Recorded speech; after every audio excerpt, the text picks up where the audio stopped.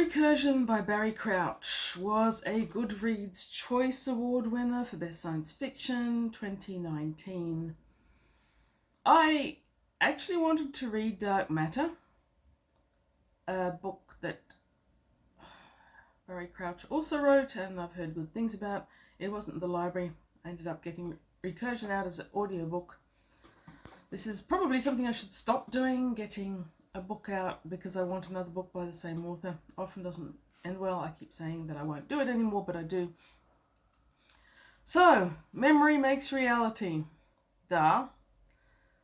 That's what NYC cop Barry Sutton is learning as he investigates the devastating phenomena the media has dubbed false memory syndrome, a mysterious affliction that drives its victims mad with memories of a life they never lived. That's what neuroscientist Helena Smith believes, and it's why she's dedicated her life to creating a technology that will let us preserve our most precious memories. And also because her mum's getting Alzheimer's and she wants to protect her from memory degeneration. As Barry searches for the truth, he comes face to face with an opponent more terrifying than any disease. A force that attacks not just our minds, but the very fabric of the past. And as its effects begin to unmake the world as we know it, only he and Helena, working together, will stand a chance of defeating it. I didn't love this book. Not at all. Did not enjoy this book, most of it. I did finish it though, so that's a positive, right? I finished it with hours to spare before it was due to back at the library because I was so underwhelmed by the early parts of it that I kept turning it off and listening to the humming in my ears in preference to listening to the actual audiobook. Now, this concept behind the story is fine. It's not my first time travel or memory type book. Perhaps if it was, I'd rate it more highly. Most of my friends on Goodreads really liked it. I don't think there's anything wrong with the book except that it wasn't for me. It certainly wasn't for me as an audiobook. I found the execution of the story, like I said, this core story could be quite good. The execution, but though I found was incredibly inadequate. I thought the narrative was patchy, it was inconsistent. You have at least 5 parts. I stopped paying attention. It drifts between 2 different narrators, but the writing style isn't confined to the narrators or to the point in time you are. It just sort of wanders everywhere, in my personal opinion. One thing that isn't so much my opinion, but it's really, really obvious, is that this book relies on tropes so heavily. And I'm using the word trope in the more modern sense of a significant or recurrent theme and motif. Only these motifs aren't integral within the plot, so it's not like the Blade Runner movie where you've got a tune that takes you back in time to invoke nostalgia. No, this relies on significant themes or motifs from other books that have been used over and over again. Do as I say or I will kill you. To Barry when he's obviously in the hands of a lunatic. And of course he does what he says because no one wants to die. Do as I say or it will be bad for your parents. To Helena. Not that you probably needed much with Helena because that character is slightly dumber than that pot plant over there. She is a complete dumb bunny. It is okay to kill him because he is a junkie who would die anyway and he has agreed. This is a doubly offensive trope because A, it's a trope that is dumb. B, it is a lazy way to establish someone as being morally depauperate and a villain. So it's insulting to the reader. And I was somewhat insulted. Oh, this is my favorite. It's my favorite and it's so thematic. I come from the future. So I will be rich because I know everything that happened in the past. Now, Marcus Slade, I will forgive that one on because the narrative actually gives you an excuse. But you think about this one. Think about how many things you remember that you could actually bet on. Do you remember any winning lottery numbers? I don't. Most people don't. Do you remember the Dow Jones Index from last week? Unless you are in finances, I bet you don't. And even then, I don't think you will. I think you'll rely on Google to remember it for you. The "I come from the future, so I know what's going to happen and I'm going to be rich" trope is one of the most ludicrously overused and unlikely ones in all of the time travel motif. You've got some possibilities, but it's not going to be effortless. If I go back for 10 years, I will remember which areas real estate values are going to improve on, but I'd still need a lot of money to start there. If I go back 30 years, I'm going to be struggling to remember so much as the day that an election occurred, let alone who got in. And yet this "I will be rich because I know what happened in the past" motif is thematic throughout the entire end of the book. And what's more, it's a manner in which someone going back to the past proves to people that they know the future. I'll excuse that one. Fair enough. You could do a lot with that one. I couldn't because my memory isn't that good. My feeling is that most people's memory isn't that good. If you are watching this like that, tell me what day the war between Palestine and Israel started. Tell me what day Russia invaded the Ukraine. If you're Ukrainian, you probably remember that. If you've got contacts to the Ukraine, you probably remember that. Otherwise, good luck. So who's the current Prime Minister of UK and why? Unless you're from the UK, does it matter?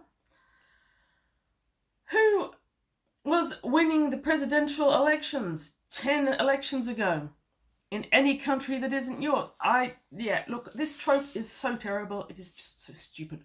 It is really, really stupid. If I go back in time 30 years, I might be able to win some money through my memory. Again, free pass to Marcus Slade, no pass to anyone else. And then we had the rah-rah America trope, which, Americans just love it. No one else does. No one. Okay, so yeah, not terrible idea. Time travel consequences. Artificial time travel that's been created by a mechanism, also not a terrible idea. Conflicts that are going to happen through time travel, I give it kudos for that. The whole idea of false memories and so forth was pretty good. Made for a book that I could actually finish, even while I wasn't enjoying the writing style, at least. That's something. Okay, audiobook. These days, before I take an audiobook out, I listen to a segment to see if I can stand the narrator. It is a sad thing that I didn't pay attention to the fact that this one had two narrators. It is a male narrator who was in the introduction that I actually quite liked, who narrates Barry, the cop, who isn't a cop in some lives, whatever. And then you've got another voice who narrates Helena, of the three brain cells, who's meant to be a leading scientist. I didn't like the female narrator's voice. It would be suitable for a number of books that I can think of, but not to a world-class scientist. It's breathy, and she sounded stoned most of that time. Now, no judgment. You want to be stoned? You do you. There's many countries in which it's legal, so maybe this was recorded in Canada. I think it's legal in Canada to be stoned. But between the being stoned most of the time and then excessive, almost pathological levels of over-emoting in poorly acted segments, I really think this all degraded what was never a strong character. Helena never made sense as a scientist. You barely made sense as a human. In fact, I find it so annoying, I considered getting a paper book and finishing it without audiobook because I'm sure I can provide a better voice for Helena than that. However, the other thing about Helena is that all her descriptions invoke counting days. Day 1 on the oil rig. Day 600 and whatever, wherever. And the counting days and years is as a start for a chapter is something that works for plenty of people and it works in plenty of books. I don't love it at the best of times, and this was distinctly the worst of times. Even if it hadn't have been an audiobook, I would never have liked Helena. Mind you, there's several different Helenas, okay? So Barry as a character stays pretty constant throughout time and place, but Helena doesn't. In the later parts, she's an improvement. In the early parts, she's whiny and dumb. She doesn't seem to have enough brains to come in from the rain, and it makes it very hard for me to emphasize with her. In later segments, I think after the 50% mark, she actually occasionally, no, in the last parts of the book, around about the 50% mark, she's still a pretty dumb bunny. Toward the really end, she actually displays as a character, and with the character, the narrator has got more to work with, and so she's actually more bearable. Now, at 50% of this book, I was really close to DNF, but it improved. It improved in ways that are probably spoilers, so I'll wait with those. Okay. As examples of some of the lazier writing styles, at 200 minutes in, the villain or one of his minions, and yes, both Marcus Slade's and all his minions, were just so non-distinct that nobody can tell them. I couldn't tell them apart and I can't remember them. Anyway, villain or minion says, "Time is an illusion." I just wanted it to end with, "And lunchtime doubly so." Please, Blake Crouch, make this a tribute to Douglas Adams and Hitchhiker's Guide to the Galaxy, because if it isn't, it is one of the laziest tropes of writing I have ever seen. Past, present, future don't exist. Oh, please. Please, please. What are some of the other really, really stupid things that this audiobook does? Oh, look, never mind. Anyway. Moving on to, spoilers, kinda, maybe. Spoilers, kinda, maybe, because essentially, can you really spoiler this book? It's so, blech. It just doesn't do anything that you can spoiler, because it's nearly impossible to care what happens to anyone, or indeed the world in this case. So yes, at 50%, when I was very close to DNF, it improved. It improved because Barry went back in time. He was sent there involuntarily by our villain, Marcus Slade, back to a defining moment in his life when his daughter Megan dies in a hit and run, and his whole life after that is terrible because his daughter died in a hit and run, and he divorces, blah, blah, blah, blah, blah, blah, blah. At that stage, you actually started getting something in the way of an interesting plot that I had felt was completely absent before. It was just people running around mindlessly. And when he finishes that segment, so what you get with the false memory syndrome is that if I go back in time to the day my mother died and live another parallel lifeline, funnily enough, no one ever seems to die and end that. Never mind. Anyway, go back in time. My mother, live my life. Today, I reached this day, 23rd of November, 2023, 8:36 a.m. here. And what happens is all the memories of this timeline that I've lived now will catch up and overlay the ones that I've just got from the other timeline. It's not a bad idea. The false memory syndrome is the fact that this timeline here, before I went back to my mother's death, would then become a false memory. I could still remember it, but it would be flat and grey and it wouldn't feel real. The other timeline that I've just caught up on is the one that will feel real. Now, because of that, the false memory comes from the fact that you've suddenly remembered sometimes a whole lifetime, and not just you, anyone around suddenly remembers that lifetime as well. So my boyfriend in the other room, if I pick up, or girlfriend, or whatever it is you've got in the other room, will suddenly remember all these memories. Only humans. Animals apparently don't count. So your fur baby doesn't count, but your child will. All of a sudden, they'll suddenly remember two dualities. And That's very bad for people when it's happening on a huge scale. It causes catastrophic confusion. False memory syndrome and Barry's stories start with someone suiciding because they can't deal with the two memory lanes. And as more and more people are running back into the past, which is being facilitated by Marcus Slade, the villain, all of a sudden you get mass hysteria and huge waves of suicide. That's still 50%.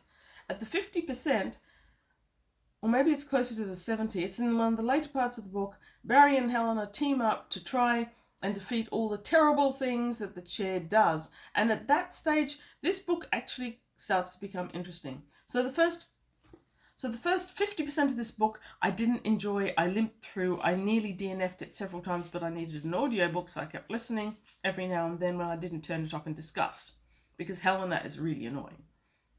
And the plot is really, really hackneyed and stereotypical. Did I mention stereotypical? I'm pretty sure I did. But after the 50% for a while, it improved, and there was a segment from around about, I guess it's probably around about 70%, where it actually became a very enjoyable book. In this one, Helena and Barry have shucked off their previous lives, and they keep going back. Helena will reset to a certain age when she's 15 or 16, live her life over, each time trying to find a way to defeat the false memory syndrome that is basically going to cause a nuclear holocaust that will end the world. Or at least their version of the world. So, over and over she does this, but Barry doesn't remember until her new life catches up to him. So she lives with Barry, life after life, knowing him, remembering him, but he doesn't until right the last second. And it is right the last second, because when his false memory syndrome thingamajig catches up with him, everyone else does it too, and nuclear holocaust starts again and again and again. I will give Blake Crouch credit. His description of a nuclear holocaust is amazing. Really loved that.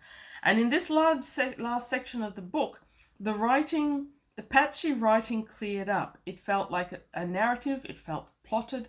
It felt as if it had determination and intent. I really enjoyed that. That part of the book is, I'm pretty sure, the part I'll remember. And if you can bear through the early part of the book, it's worth getting to that for itself. Then, right at the end, why not? I really mean this one. This is full-on spoiler. Right at the end, we find Barry in another life. For the last few lives, he and Helena have been meeting up, finding a isolated location, and sending her back at the last possible minute to redo the timeline. Each lifetime, they investigate a different aspect of science that they hope will help defeat the chair. But as Barry does this over and over again, his ability to metabolize memories devolved, so it takes him longer and longer to remember. And this actually adds a sense of urgency to the story that was completely lacking for most of it. Now here we are at the end. In the last timeline, Helena got into the tank and the chair just in time before the nuclear holocaust killed her off. But in that very last second, when she was already out of reach, Barry discovered something critical about how they could defeat the chair and the false memory syndrome. Too late, he runs to let her know, and then they slip back into another memory. In this memory, when Barry comes to himself, they are living in Antarctica. I won't ask how they can do that.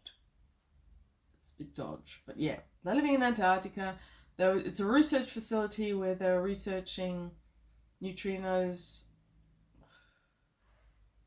They're researching something physics-wise. The same thing that CERN researches in Switzerland. Crouch does add some interesting little sciencey segments, but they aren't terribly well integrated by the story. It's just all of a sudden a info dump on one particular aspect of science. I didn't mind it. I like science, but it didn't contribute to the book very much. So here he is in Antarctica, and he's watching a video of his beloved wife of many, many lifetimes, Helena, telling him that she's died already and he's on his own. And he goes to kill himself but as just before he does, he remembers that he now has the way to go back and stop the causation that led to this particular loop where everything's destroyed by nuclear holocaust over and over again.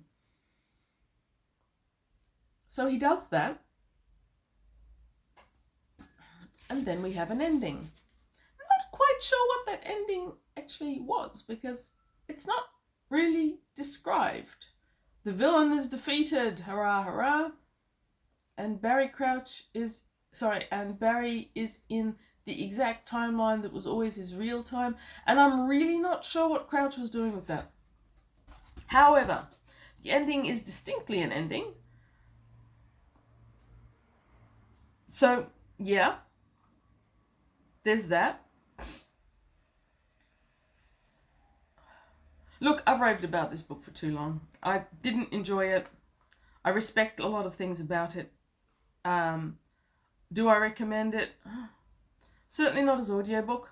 Maybe as a read book. Do I feel good about dissing a best-selling novel by a best-selling novelist and screenwriter who can definitely outright me in his sleep? No, I don't feel particularly good about it. But these reviews are, at least mostly for me, I need to remember Recursion. I need to remember to never ever try and read it again. And so,